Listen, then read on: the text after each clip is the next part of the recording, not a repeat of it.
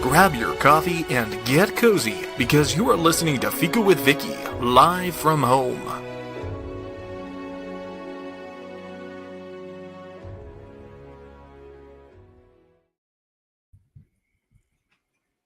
Hello, everyone, and welcome to Fika with our returning guest today and prolific writer Rachel Patterson, and me, your host, Vicky Benison.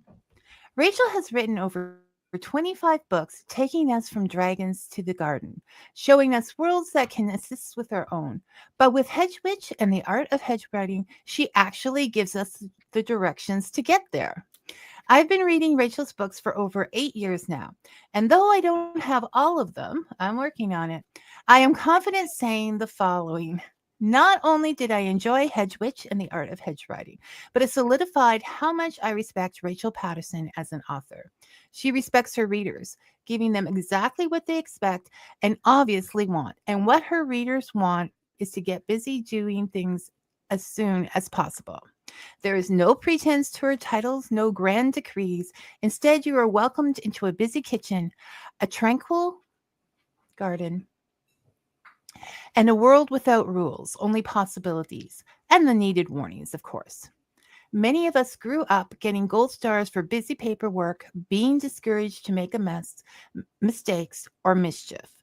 I'm giving Rachel 5 big gold stars for encouraging us to do all of those things, creating a whole and continual learning experience. I was able to find everything I needed with Rachel's open suggestions within our home for my first journey. And Hedge Witch's instructions were straightforward and easy to follow. The practicing is all up to you. But aside from all of that, Rachel is a lot of fun. Welcome back to Fika. Thank you. Yeah, we don't do rules. Don't do rules. No. Rules are, there are warnings, but no rules. Yeah. Rules and procedures. Now, first of all, I would like to say, apologize to you. I apologize to Phoenix Press because this is your first publishing, Phoenix Flames Publishing. This is your first book with them. Because all week on social media and probably in the description of the show, I spelled it Phoenix with a P-H, but it's Phoenix with an F. So if you're looking for Rachel's book, make sure you check it out with an F and not a PH. Hi, Benjamin. Benjamin says hello to you and I. Hope you're enjoying yourself wherever in the UK you are at this moment. I think last time it was in London. So, Rachel, how did you get? I know that you usually publish with Moon Books. You have a couple of books with Llewellyn. How did you get connected with Phoenix Flames? I met Angela, who runs Phoenix Flames, at an event, and she is one of the loveliest people ever, and she hassled me. She won't mind me saying that. Or should I say she persuaded me gently to write for them. It was my pleasure to do so. Yeah, I was very happy to do so. But yeah, very, very lovely lady. And they're a young publishing house, so it's kind of exciting to get into that energy. Whereas Moon Books has been around and around for a very long time. But you have some news about changes at Moon Books. Yes, very, very proud and slightly surprised, I guess, to be invited. I started officially as publicist for Moon Books in January of this year, which has been absolutely brilliant, publicising all of the new books that come out for Moon Books, working directly with the authors. So yeah, it's been fantastic so far. And a great way to get your nose into everything that's going on around. You know, I'm a control freak. I love it. Only because you want what's good for people, Rachel. Yes, let's put it like that. That's a polite way of putting it. Sorry, excuse me. Sorry, people. Allergy season, and the pollen is running freely. Oh yes. So, and there's other good news in your life. The reason why you couldn't make it to the show earlier this month. Do you want to share that? Yes, thank you. Yeah, terrifying, exciting, chaotic. We have become first-time grandparents. Our daughter unexpectedly gave birth 5 weeks early by C-section, kind of emergency panic thing going on. And baby Winnie was born 5 weeks early. She was a teeny tiny 3 pound 8 ounces. So mum's doing well and she's home with us, but baby is still in the hospital at the moment, but she's doing well as well. So fingers crossed she'll be out soon. She's all good. She needs to get a little bit plumper before she can be allowed out. She's so small in the pictures. But I'm glad that everything turned out, and yes, Yeah, as soon as she can come home, it's all good. Oh, everybody can get yeah. comfy and get on with. And I can change nappies again for the first time in a million years. Can you remember? No. I think they Blocked it out, probably I think. changed them too. Everything's changed so much. It's like- Yes, definitely. I'm not sure how much they can change, but they'll have changed, Rachel. Yeah. They'll have changed. It's the way it is. So I think maybe we should talk about what a hedge witch is and what hedge riding is all about first. It's an interesting one. When I first thought about the idea for the book, because it is a big part of my own practice, I actually put out on social media and I asked people what they thought a hedge witch was. And it seems that the meaning has, some people think it's one thing, some people think it's another. The modern idea seems to be that a hedge witch is just a solitary practicing witch. That kind of doesn't work for me. Apologies to anybody that thinks that. I mean, you can call yourself whatever you want, really. You know, it's up to you. But for me, the clue is in the title hedge. That's the important part of it. For me, a hedge witch has one foot literally over the hedge into the other world. You ride the hedge, you step over the hedge into the other world. It's kind of like meditation and then some, more like trance, I guess. But it is, a hedge witch will generally have one foot literally straddling over the other side into that other world to connect with nature spirits, to connect with animal spirits, plant spirits, more often than not anything else, to work magic. Basically, it is literally half of you is always in the other world, hence the hedge. That for me is what it means. So for those of us who say I cannot multitask because half of me is already somewhere else, that is quite possibly the somewhere else where we are. Yes, that's definitely always my excuse. No, you cannot put me in one more place. Okay, it's enough. And this is really interesting because the hedge, like growing up in a rural area, I know that there was always a hedge between the farmers' fields and the roads. Yes. And that was the boundary that depicted the difference between the two places. And that is called a lineal space, as you explained in the book. I think that's the key word, the boundary. It is that liminal space between the worlds, not just hedges, but anywhere like where the ocean meets the sand. That's a liminal space as well. Time has liminal spaces when the dusk, in between times, doorways, door frames, they're liminal spaces as well. So it is that boundary between the worlds, which is what the hedge signifies. And would you say that when we're making life changes, like going from being a mother to the crone, mother to the grandmother, do you think that can be a little liminal space within ourselves? Like yes. That boundary between mother to grandmother. I'm there right now. I think more than half of me is over the hedge at the moment. Oh yeah, absolutely. I think you're I think your life goes through those different stages, doesn't it? And yeah, always throws a bit of chaos into the mix, doesn't it? Yes, absolutely. Yeah, there are liminal stages to your life as well. Yes, absolutely. But you do so much learning there. Like that's where Oh, you learn yeah. about yourself. Yes. And that's I'm so I like think even witchcraft itself, though, your witchcraft journey yourself is a whole learning process. 30 well plus years on, and I am still learning. And I am still learning new things about the craft, and I am still learning new things about myself and life, and continuous learning journey. well it's what I always say about the tarot.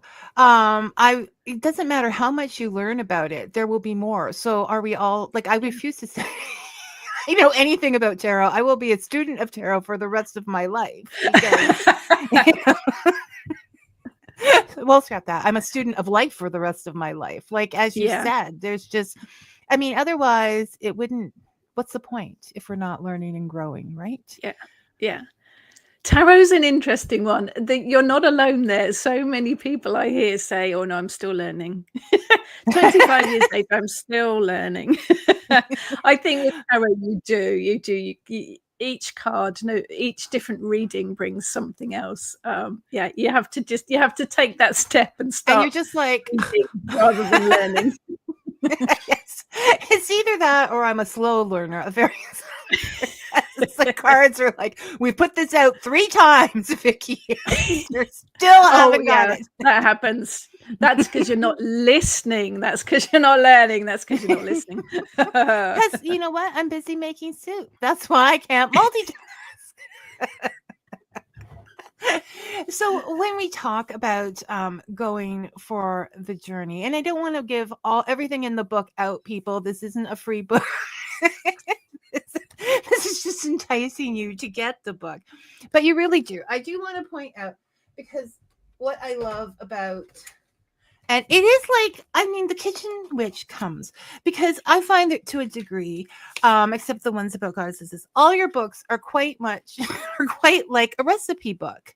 It's not going Yeah, to show the light, but we have like preparation, we yeah. have ingredients, and they're all laid out so wonderfully that I can just grab this book anytime and just pick it up and say, you know, this is what I want. Not only that, but if I want to use candles and the particular book I'm reading does not have about candles, then if I want to use like a candle color and they're not describing the candle colors, I can grab candle magic and find the whole section on so they're interchangeable. They're like they're like the Barbies of books, you know. I can put this on top of it. I'll take that. I'll take that. Put this over here.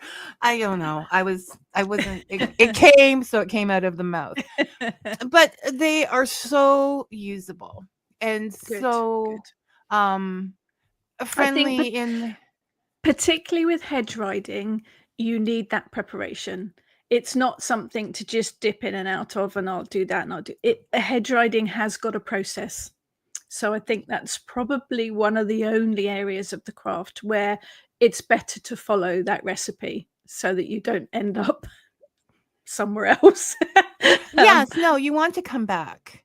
yeah, And so I believe that you did note that it's not good to do these things in a highly emotional state or you need to be grounded to something worth coming back to on this yeah, plane. yeah. And The which house is is what going to go. The doorbell's just rung, and now the dog's going to bark. This is my life, people. This is the chaos. I can identify so much. So I am never ever going to judge you on that.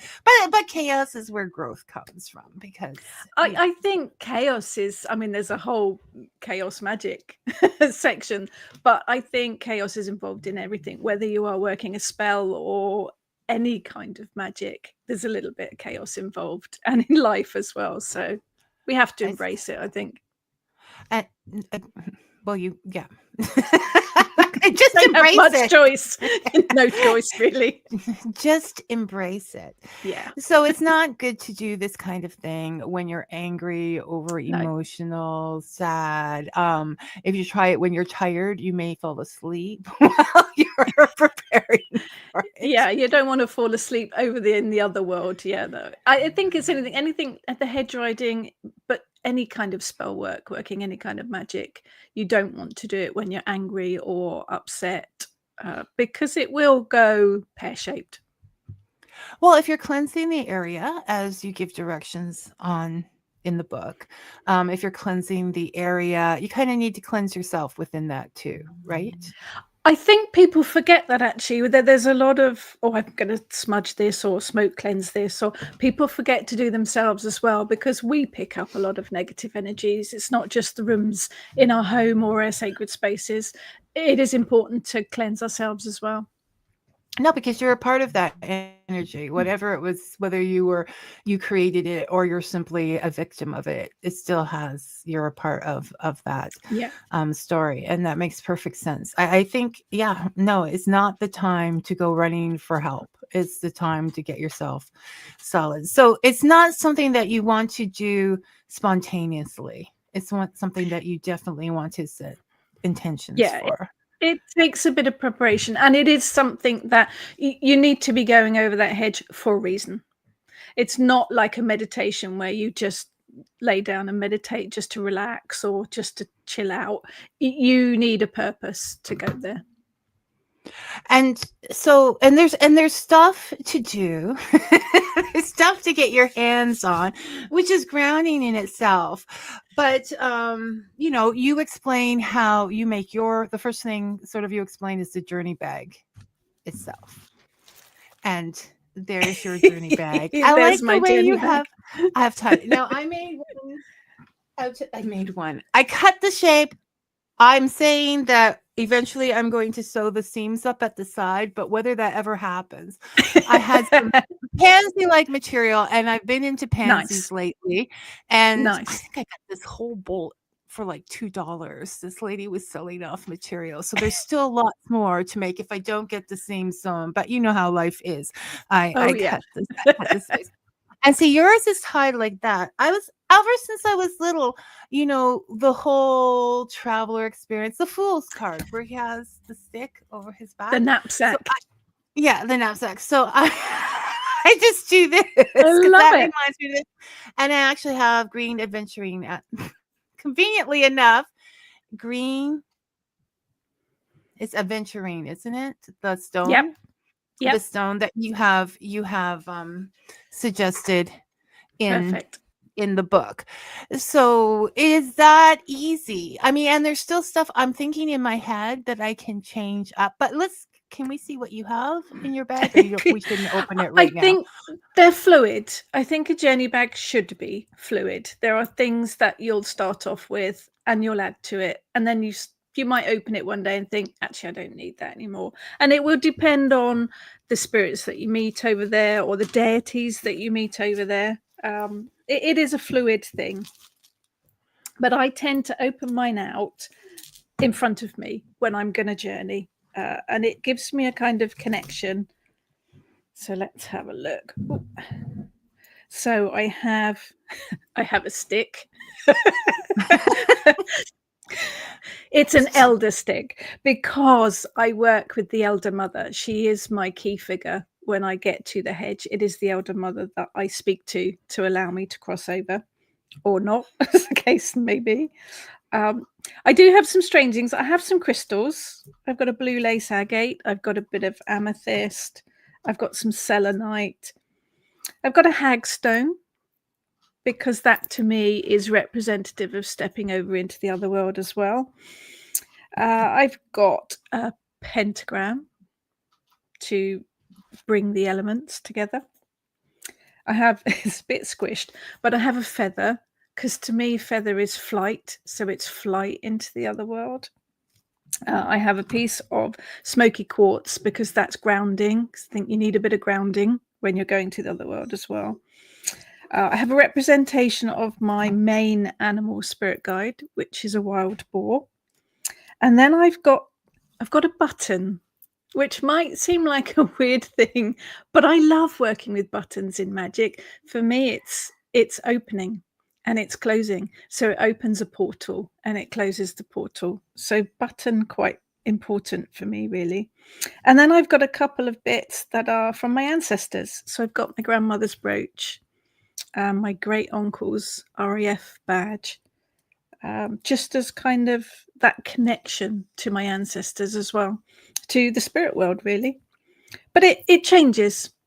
Sometimes I'll put a few herbs in there. If I'm going to meet a particular spirit of a herb or a plant, I will put some of that in the journey bag as well to give that kind of connection. If I'm wanting to work with a specific deity, I might put something in there that will connect me to that deity. So it is very fluid, but it gives you a focus and it gives you that magical energy to connect, to help you travel over.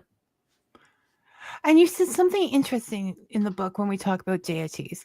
You said something interesting. You said you don't need to believe in deity or the divine Nope. to be a No, hedge witch. no, And this is definitely something not. people might find interesting because everyone always speaks about gods and goddesses. I do So because did you I'm want pagan. to? Yeah. Pagan is my religion. Witchcraft is my magical practice. They are two separate things. Witchcraft is a magical practice that doesn't require any religion at all. You just have to connect with the energy to be able to work the magic. And hedge witchcraft is that. I guess there has to be some belief in something because you are stepping into the other world. But you can step into that other world and just connect with plant spirits or animal spirits. It's entirely up to you. You don't need to work with deities. So you can be more towards just the nature aspects of it. Absolutely. Absolutely. Because everything has energy and Yes. this. I'm an animist, so I believe that everything has that energy, whether it is my hagstone or I've got a piece of sea glass here or my stick. It's all got energy. Well, it does scientifically as well, because I have a nephew who has, I don't know where we came from the same DNA at all, but he's a professor and he teaches sciencey things. And I was going on once about someone at a show saying that crystal wands were better than wood wands because wood wands didn't hold energy. And I was how many druids just rolled over in their grave?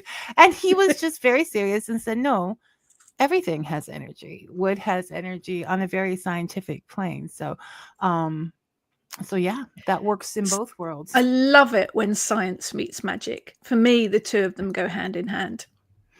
Yes, and it made me write. Which is always good. But so often they do, and people don't like really, because when you're looking at the nature aspects. Now, where would you put like woodland spirits, fairies, this type of thing? Would you consider them deities or nature spirits? Or I think they're a whole class of their own. I don't tend to work with the world of fairy. I think working with fairy is a huge commitment, and you need to do your homework, you need to do your study, you need to make deals and pacts. And it's something that takes quite a lot of thinking about before you enter into. But I do sometimes come across nature spirits or folk from the fairy world, and I'll just, show a bit of respect. But it is a whole different section.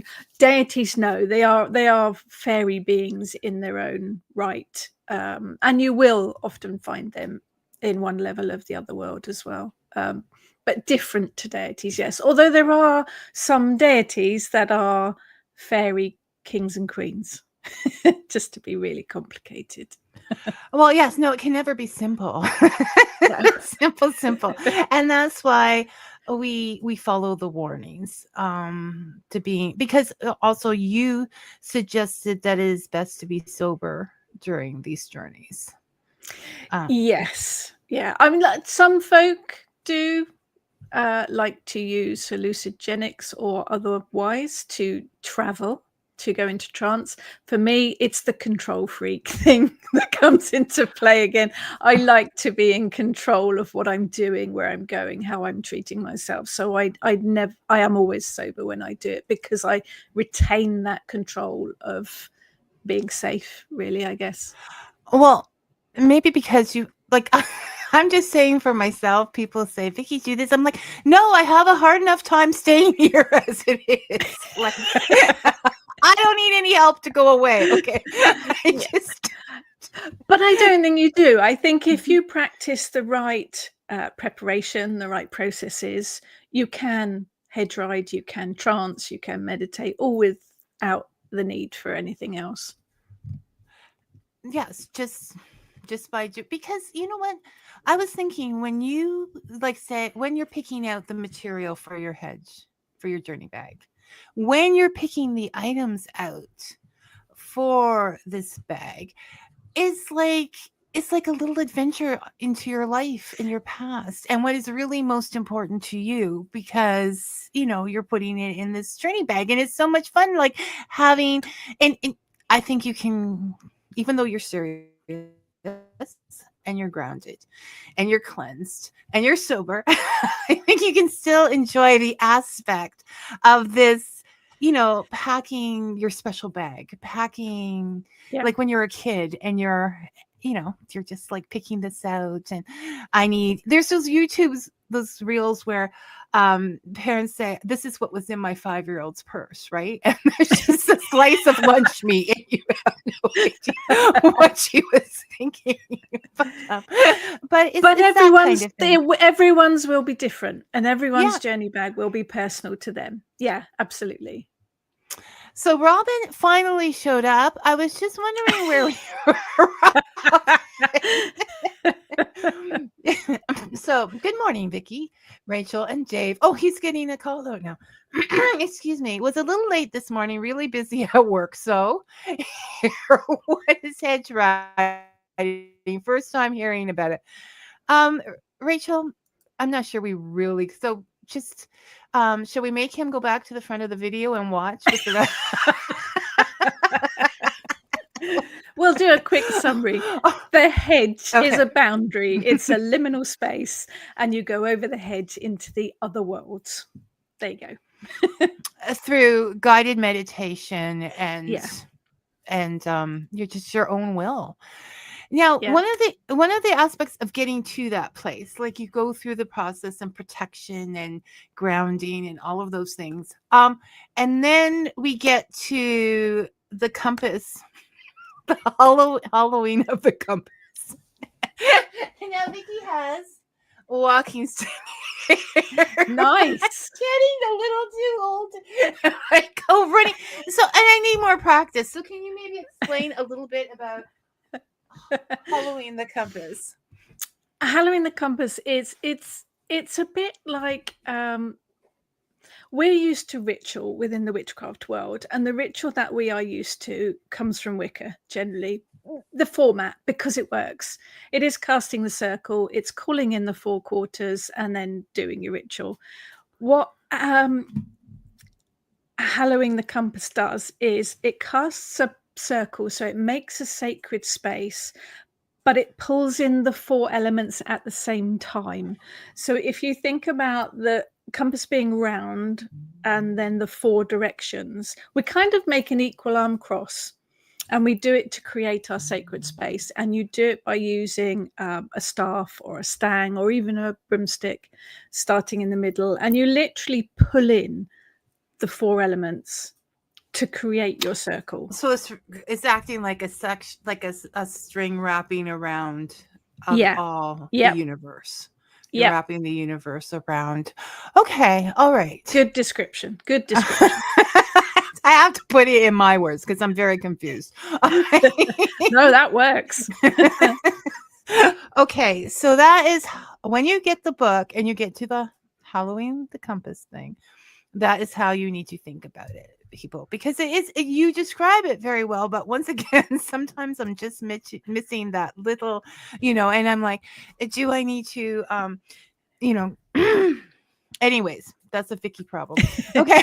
I think it's one of those things you need to practically try for it to kind of make sense in your head. But it's more from traditional witchcraft rather than from the Wiccan ritual structure. Okay, so a little off topic, as Robin would say, but you're the person to ask, because what is the difference for the people out there between Wicca and witchcraft?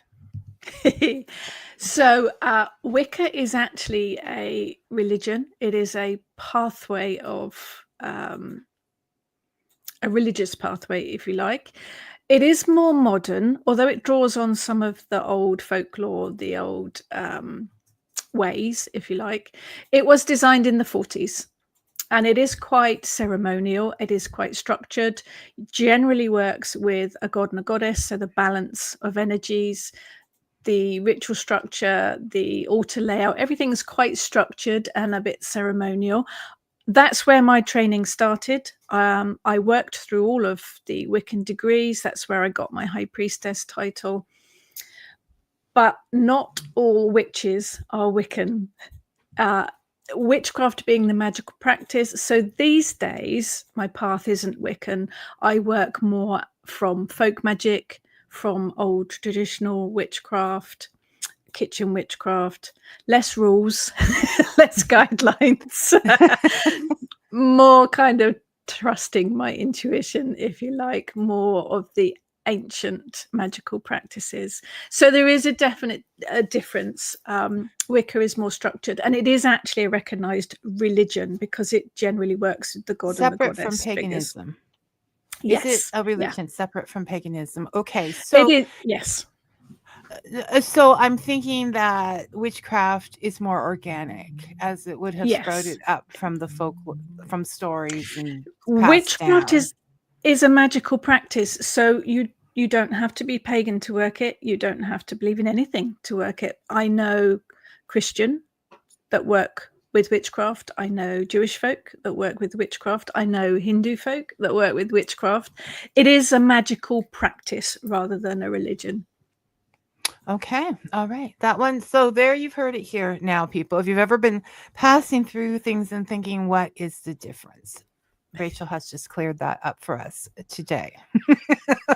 Okay.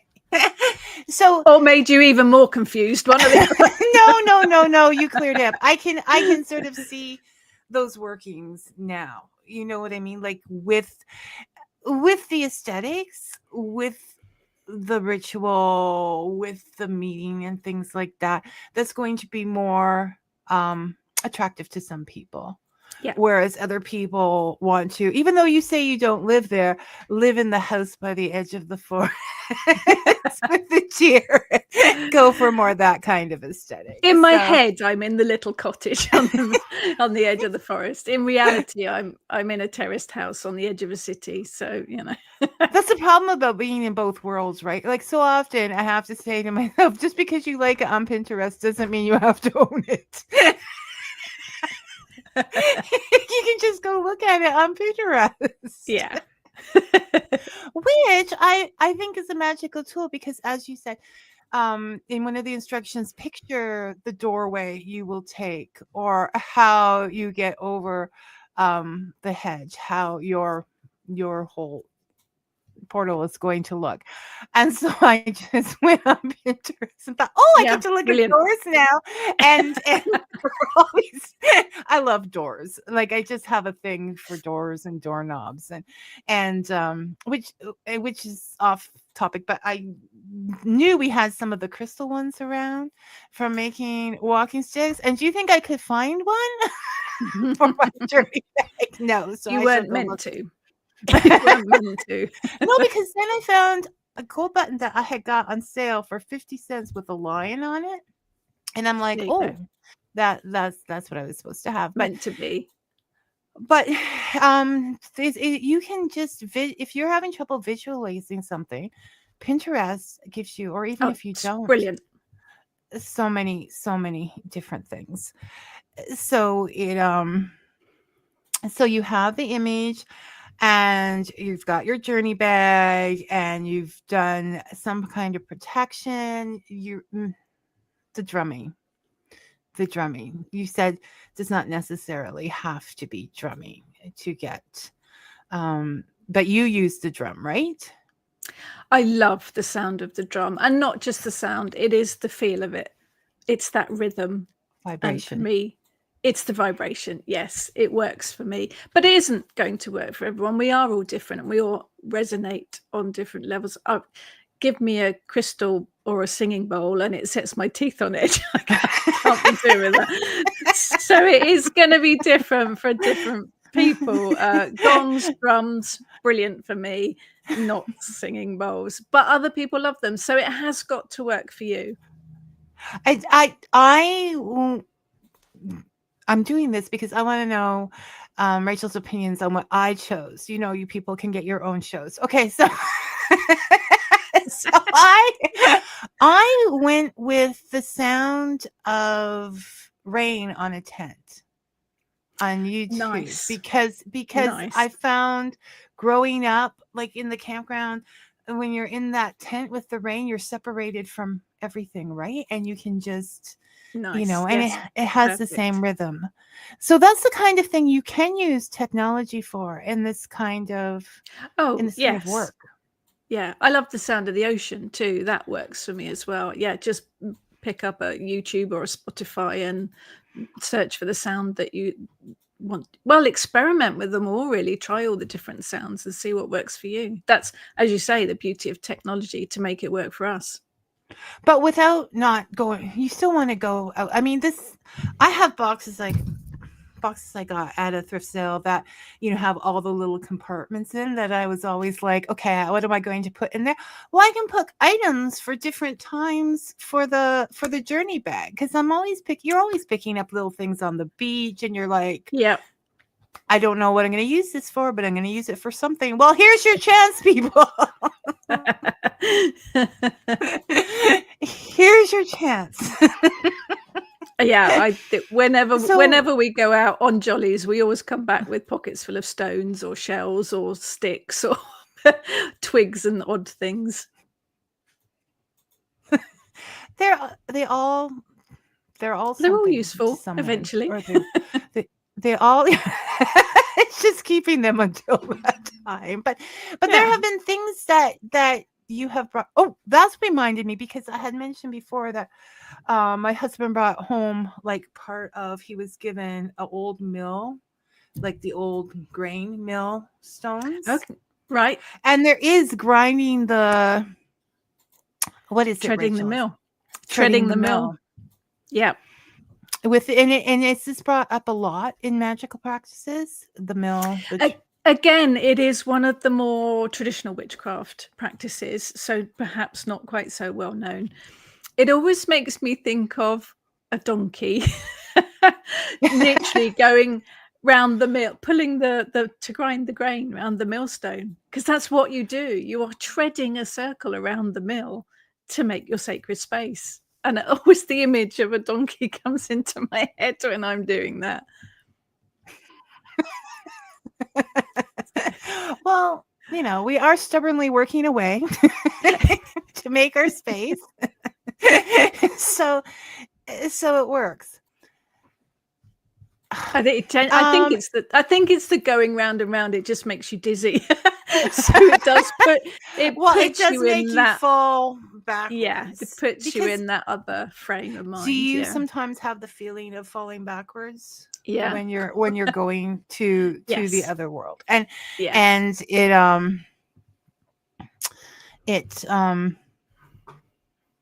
which is another reason not to do it while you're sober, because if you're going round and round in circles and you've had quite a lot of beer, that could be quite dangerous. Someone's going to have some cleaning up to do. Okay, I would. Because you have that feeling. I remember it. Speaking of Winnie and all of that, and Warn Your Daughter, after I had my son and I went out to the first wedding and I had a drink, like I was like, no, never again, because it just reminded me of morning sickness. There are certain experiences you don't. Yeah, that was the end for me. No. You don't want to go No, back there. that was the end for me. So see, there's so many things, and this is why I love Rachel.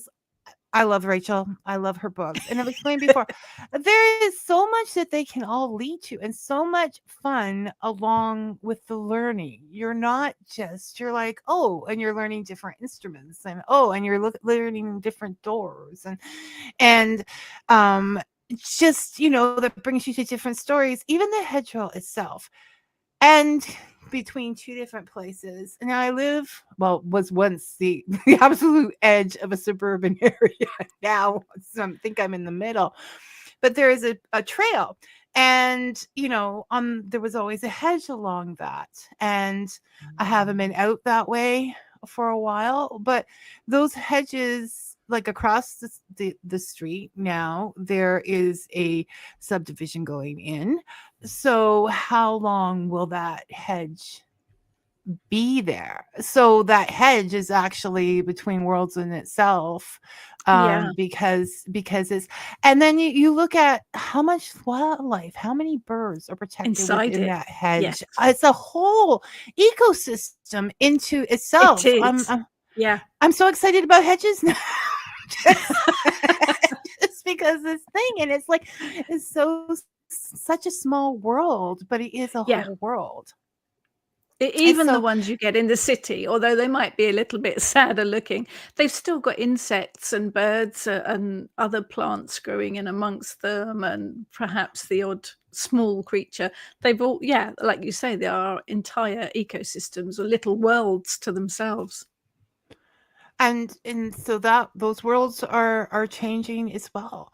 What do Mm. you think is the most important reason for hedge riding? What do you think that There are several things that I think it is important for. I use it for answers. If I'm struggling with a particular issue or a particular problem, I can go there and get answers. I go there to connect with plant spirits primarily for healing, because plant spirits, they're very, very good at that. I also use it to connect with animal spirits because I love working with the spirit of animals for various things. But it's usually when I need answers for something. So you always go with specific answers. Is that Yeah. safer than going with just tell me what you want to tell me? Is that taking a chance? Yeah. I mean, you can go just to sort of poke about and see what's there. But I think it's quite a lot of preparation. It's quite a deep thing to do. So I usually like to go with some kind of purpose. And I tend to work with the elder mother, as I said before. So when I get to the hedge, I ask permission from the elder mother. If she thinks I'm just going over there just to ask about, she'll refuse me entry before I've even got over the hedge. So she's not going to have any of those shenanigans going on. So she won't let me over anyway. So I think it's quite important to have a reason. And you're not just wasting, because time is important, regardless of whether you're a spirit or whatever. And you said that sometimes things can go wrong, and it's just run away, run back, I think away. it's important to remember that with any of this, you are always in control. And again, probably another reason why you should do it sober, because you are always in control. The other world is layers of different beings, of different spirits, of different energies. Not all of them are there to make your life easier. Not all of them are pleasant. So it is wise to go there with a purpose, and it is wise. I do recommend going with an animal spirit guide as well, because they will guide you. But know that you're always in control. So if there is something that you don't like, you can pull yourself back out easily. Well, it's like our world. Once again, people tend to think of these places as puffy and lovely. And, I'm sure looking at our world, sometimes it looks the same way, but it's not. You still have to be careful. And when you don't know, and to show the respect to those you might meet over there, as you Absolutely. would. even if you don't understand their Yeah. culture. And you did also, you said that the boar was your guardian, so it's good to take a protective being with Yeah. you. He's not happy about going into the other world.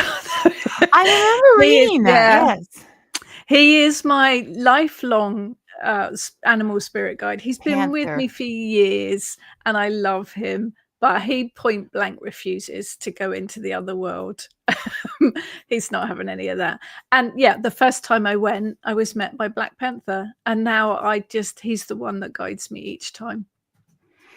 But do you ever see him outside? Nope, only ever when I'm hedge riding. So that is That's his interesting. role, I guess. Yes, that's his role. A specific role, and you didn't Yeah. meet him until you were hedge riding. So No.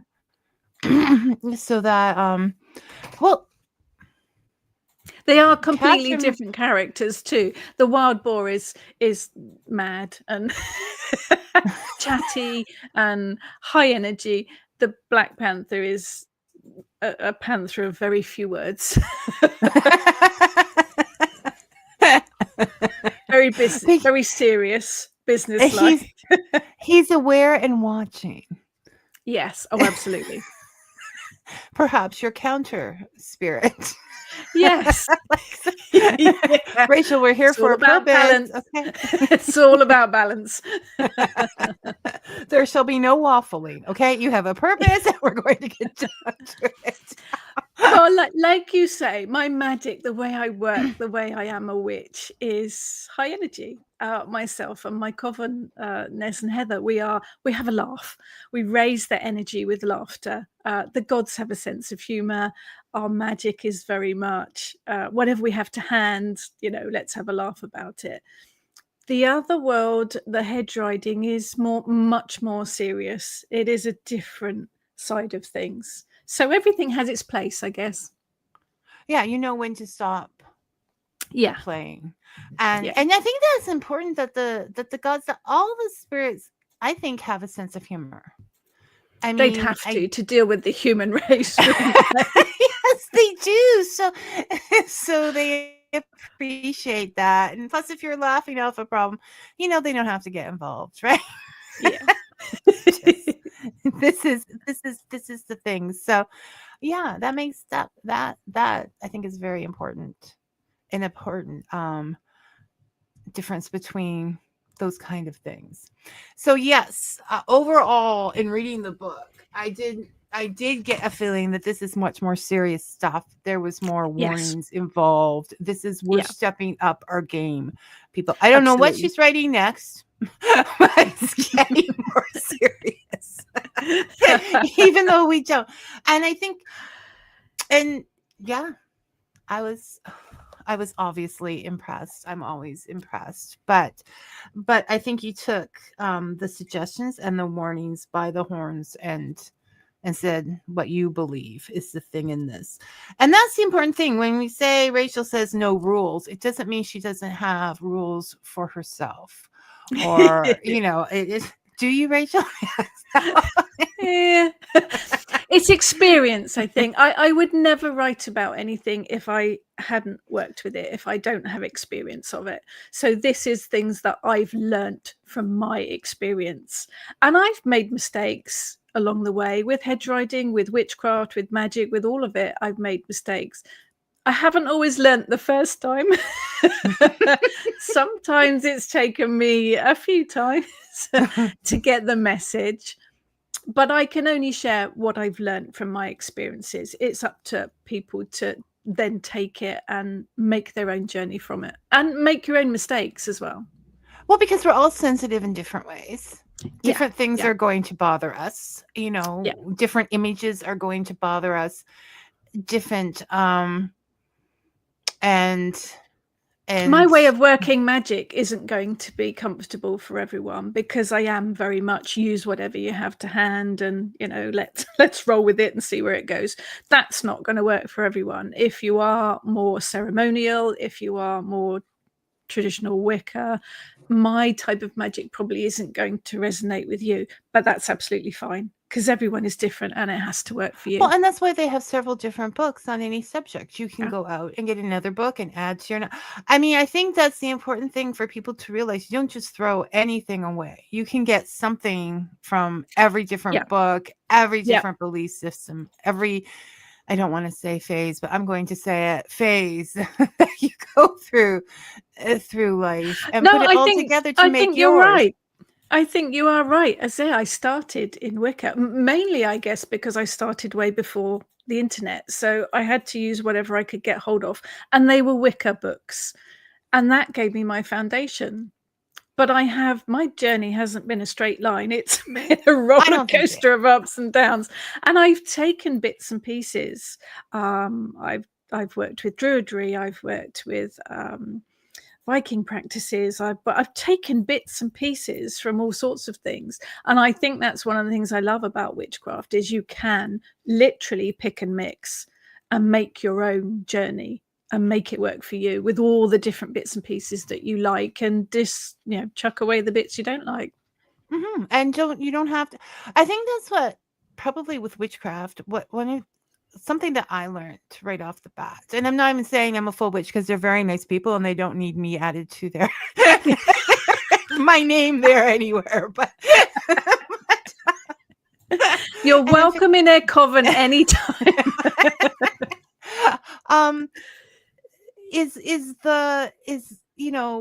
You say, oh well, I'm a witch now, there goes the Christianity, or I'm a pagan now, and you were raised within a cultural Christian, not like anything really strong, I'm just saying culture. Well, the first thing you run into is Christmas, and that's been a great big part of your traditions, and they are actually called Christmas carols and Christmas specials, and you spend way too much time trying to figure your way through this maze, but that's a part of you, that's who you were at that point. So for the record, I love Christmas.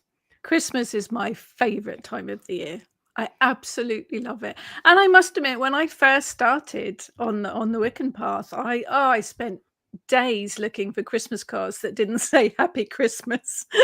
But I think it's about it for us. My family's not religious. Christmas is a time about getting together with family and celebrating. I like the energy. For me, it is that build up to Christmas. It is anticipation. Yes, it is riding that energy, that watching the cheesy Hallmark films as soon as they come out, and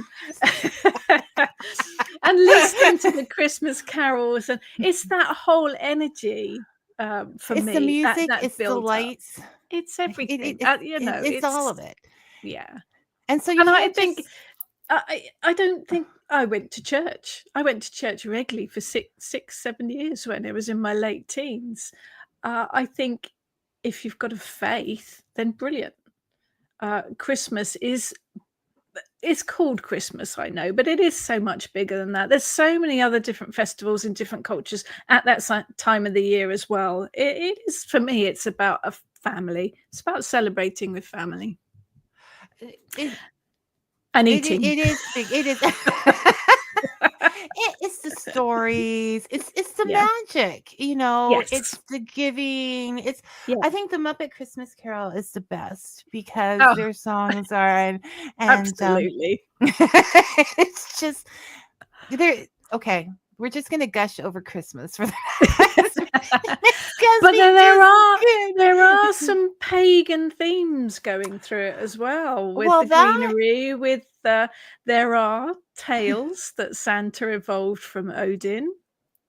there take is that as you will. There are lots of different pagan bits woven into it, and of course the winter solstice is at the same time. So it's okay, this is the story of we'll get into this. I ended up in a very conservative Christian thing for a bit, not because it was just what was going on in my life, and they started saying, well, you can't have a Christmas tree that's pagan. That's pagan. You can't. Until my line is that I finally said, well, where do they hang out? And they're like, I'm like, the pagans, they sound like my kind of people. So it was actually them that encouraged me to look out other, because it was a time before computers. It was a Yeah. time, if you lived beyond those boundaries in a rural area or something, you don't get all of these things. You love Halloween, you love the stories of witches, but you just don't get to experience some of the other things that you would in a suburban area with bookstores and things that were more open. So I had a late coming of age. Okay. But a fun one nonetheless. Hi Heidi, it's nice to see you from Boulder today. Dave. Okay, so he says it's interesting how our indigenous culture, I better show, here in North America has many similarities to European English ancestor stories, myths, and legends. And yes, the traveling is a common thing throughout a lot of different religions, right?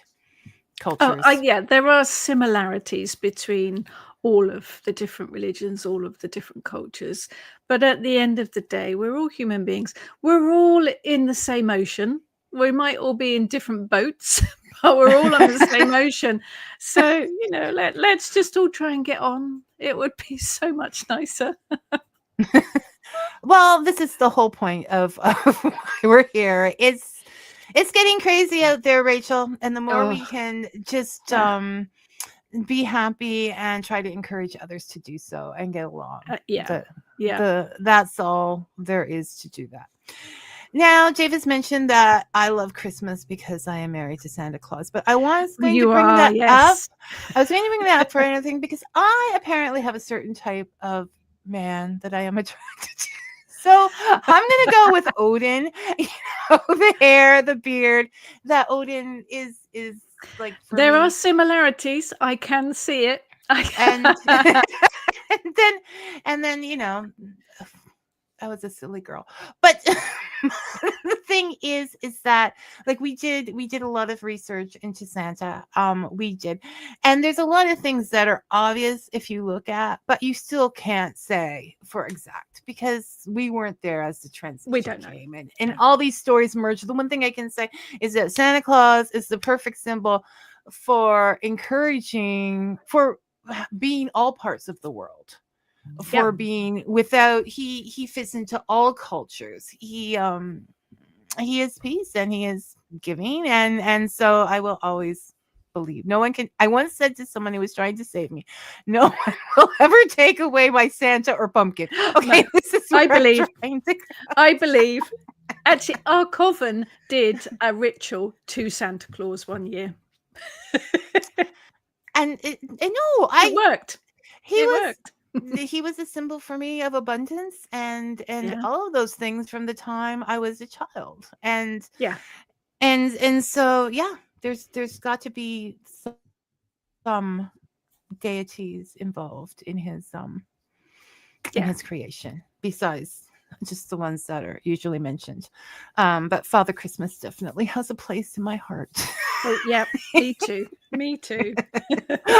Always. So it's hard to talk about this without giving all secrets away about the Hedge Witches. Now I'm panicking, thinking, what are you going to talk about? I've got so at the end of, as you pointed out, you can be as ritualistic as you like, but when you're first starting out, it's good to hold, once again, you're learning to hold tight to some kind of plan. And so you're all done and then you go for the cake. No. Always. But it's very grounding. Cake is grounding. But any kind of food, any kind of or clap your hands, you said? Yep, or put your palms on the floor to drain the energy, stamp your feet. Hold on to a pebble or a crystal that's grounding. Yeah, but make sure you do, because you have been traveling in the other worlds, you are going to be a bit woo. So important to ground. Otherwise, you will end up with a cracking headache later on. And to give thanks, to finish the whole thing up, to give that thanks when you do anything. There's this kind of culture at the minute that we ask for stuff. I see it quite a lot. There's a lot of full moon manifesting rituals or workshops, or people say, oh, let's all get together and we'll ask the full moon for this and we'll ask for that. And spell work is all asking. We're always, can we have this? Can we have that? Praying, can we have this? Can we have that? There has to be balance. There has to be that checks and balances. So I think it's really important to have a bit of gratitude in there as well, to remember to say thank you. And then that helps you to know what you're getting, but also what you already have. Yeah, absolutely. I think it pulls it all together. So always remember to say thank you. Mind your Okay. manners. Mind your, well, you know what? I think etiquette is so, but then I was a Mary Poppins. I was small and I can get on that thing. But I think things might be a little bit different if people were also politer. Oh, And just yes. every day. Yeah. And they were Definitely. grateful for what they had. And just Yeah. all those golden rules. Like but if you just live them as principles, not rules, it's not a big thing. You know, Yep. being grateful is a principle. It's not saying you have to say your thank you, but it's saying, you know, it's nice. And I think it comes back. It comes back to you Yeah. in a lot of different ways. Being polite in the world that's not being polite makes you so noticed when it comes to jobs. I mean, I hate to be evil about it, but if you need to get something for your work, saying thank you, people are going to remember that, and you're going to get more stuff in the future. No, that's not the reason to do it. But I think so, and that goes with the ritual. So get the book. Now, Rachel, I want to bring up an event you have coming up with Ness and Heather. You talked about them again. And when you do your Friday mornings, which Rachel does, talks, streams on YouTube and Facebook. There's going to be one with Heather and Ness, which if you followed Rachel at all, you will know. See? And it's going to be talking about divination on June 27th. Yes, Ness and Heather are Kitchen Witch. They are my right and left hand ladies. Kitchen Witch wouldn't exist without them. They are absolute superstars, and we have a lot of fun together.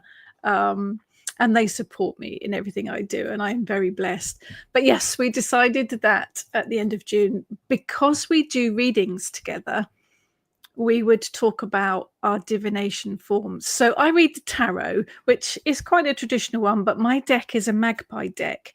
So it is made up with 158 cards or something ridiculous like that. And it's got duplicates of some, and I think it's got 6 death cards in it, and they're all from different tarot decks. So it's quite unique. So I do my tarot. I've just started reading with dice as well, which is quite a new one for me. Heather reads the bones. So she has a cloth actually, like the journey bag, and in that she's got fossils and teeth and animal teeth, not human ones. She's got animal bones and shells, and she casts them on the cloth, and she does her reading from that. She also reads the Ogham, which is the ancient Irish tree alphabet, and then Heather reads the Norse runes. And we do a reading together, so it makes for quite an interesting experience. So we thought we would do a chat and show everyone how our systems work and how we work with each of our individual divination tools. So that will be really interesting. Hope so. And along with the Kitchen Witch Coven, there is, I know that we've mentioned before, but always you have a Kitchen Witch online school for witchcraft, natural witchcraft. We do.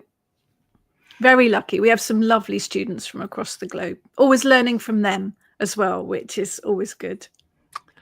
So I I can't always get to all of them. I watch them on replay. I just totally Rachel's they're always so fun. And what's your next special event you have?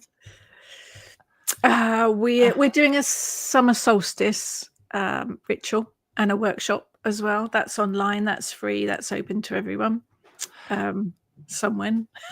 Well, we're just going to say sometime around the winter. It's all on the website. It's all on the website. It's on the website, and all of this stuff is posted regularly on Rachel's Facebook page. 5th of July. 5th of July. The there 5th of July. Kitchens, because we don't believe that everything. I'm gonna say we now. I guess we as a unit, but the energy around a special event isn't always on just that day. It sort of goes out. And as you get older, the days go by so quick. Oh, I know. They're gone and you're like, oh my goodness, I missed spring equinox or whatever it is. And this way, you know what? You can make it. You can rewatch and watch whenever you get there. You don't have to miss everything. And it can be on July 5th. Because there are no rules. I think the Sabbats are about 6 weeks apart, but for me, they're not just one date on the calendar. The goddess, Mother Earth, she doesn't read a calendar. I think they are periods of time. So there's a build up before the date, and then there's a kind of a couple of weeks after the date where the energy sort of slowly, and it runs into the next one. So it's not just 8 separate dates across the year. It's a flowing cycle of like waves. Like it goes up to that time and then back down. So you like buy all this stuff. You bring in the groceries and everything, and then they're consumed, and then there's the taking out of the recycling and things. So it's just emptying and filling all the time. So, Rachel, I don't even want to ask this. I'm not putting on any pressure on you because you have so much going on. I don't know if but are there any new books or coming out? Always. I should have known. Yes. I've got my pen ready. There's a project coming out around Halloween that I'm not allowed to announce yet, so you'll have to wait for that one. But the next book is end of November. And that's with Moon Books, and that's Prosperity Magic. Oh. So yeah. It's all about prosperity, abundance. It's basically a guide for making your own spells and a whole ton of spells as well, literally for working prosperity, money. So it's a spell book. Magic. Kind of. Yeah. And so the grateful thing really comes in with that coming up. Yeah. And I'm writing a few more. But getting the time to write things at the minute is very slim. It will all come. This moments will go so quickly that it will. Okay, I just have one complaint with Rachel, and we're going to air it now. On Facebook, on all her stuff, she's always like, I've got this really exciting thing to talk about. But I'm not talking about it now. She just did it to me again. And I'm a highly curious person. So it is another book. It is another book with a different publisher. But when I'm allowed to announce it, I will. Okay, so it's coming out. That should be Halloween. I guess it's coming out at Halloween. That is the date, or it should be Halloween. Okay. As far as I know. Absolutely. Okay. And you will let us know as soon as possible. I will, I promise. I'm making demands. I wasn't saying that you had to have a book out, but since you are having a book out, hurry up and tell us about it. That's my demands.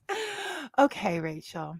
You have busy things to get back to, and it's always such a fantastic good time with you here. I think, is there anything I missed that people should know? don't think so. People can always ask me, if anyone's got any questions, just find me on social media and ask me. I'm always happy to answer questions. Yeah, she's a lovely, open person. And she will. She takes the time for everybody, even when she's so busy. Witchcraft should be shared. Witchcraft should absolutely be shared. So if I can answer a question, if I have the answer, I will give it to you.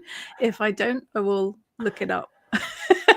because it can be so misunderstood.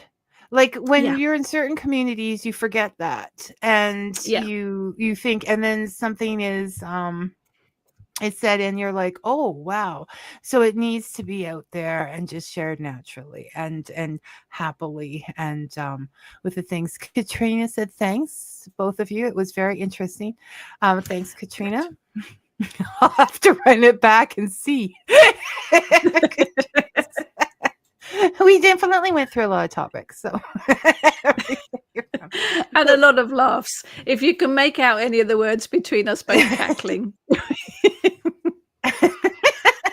Well, isn't that what's supposed to happen? Or is that one of those misunderstandings? Definitely. This isn't it. They always made it sound in the storybooks like the witch was cackling evilly, but she was really just having a good time. Yeah, she was just happy. After she pushed the children into the oven, she was they just ate happy. her house first. Yeah, they totally deserved it. Like, people keep forgetting that. She's out in the woods living her best life. Yeah. And they just trespass. And we'd all do the same. Well, I'd also eat the house. Well, yeah, there is that too. By the time the kids got there, they would be disappointed. Wouldn't be anything left. That was it. Okay, thank you so much, Rachel. It was really good having you back. And pleasure as always. Pleasure as always. We'll talk again in October. I find out what that book is. You take care, and once again, congratulations. Thank you so much. Another great time with Rachel. Next week, we'll find out what's happening then. Until then, may your coffee be hot and your story sweet. Thanks for listening, everyone.